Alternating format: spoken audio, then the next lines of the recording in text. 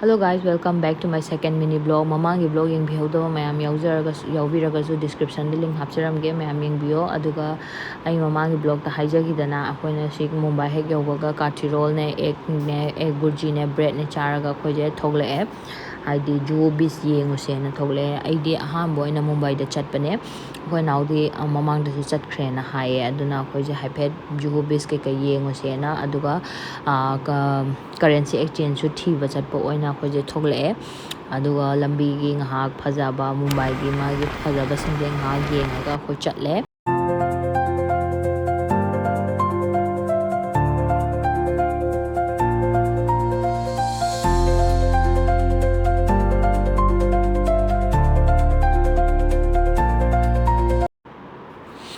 mayam hojik Juhu beach te yaure Juhu beach am chillamme ba Sunday namit ka oibaga aduda khoi ju ngahak phammaga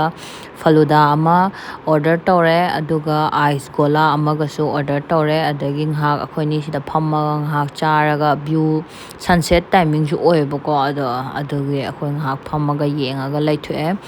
adagi di ngahak phamma matungda khoi je hale next day da yam chelle currency exchange ke chatune du atai tai mam chatuni na akhoi je sasa Juhu beach te hale aduga room da amuk halani ado mayam amu ai makha taba dinner da kai chage habado ucharam khige ado mayam makha taba video se haipet yingbiyo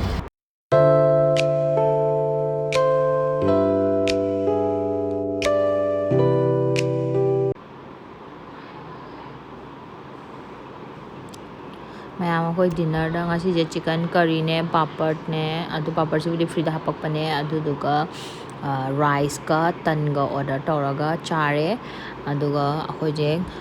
singasi gi blog si sai matang sida lo sanjarage mathang gi blog ta mu thengnarase si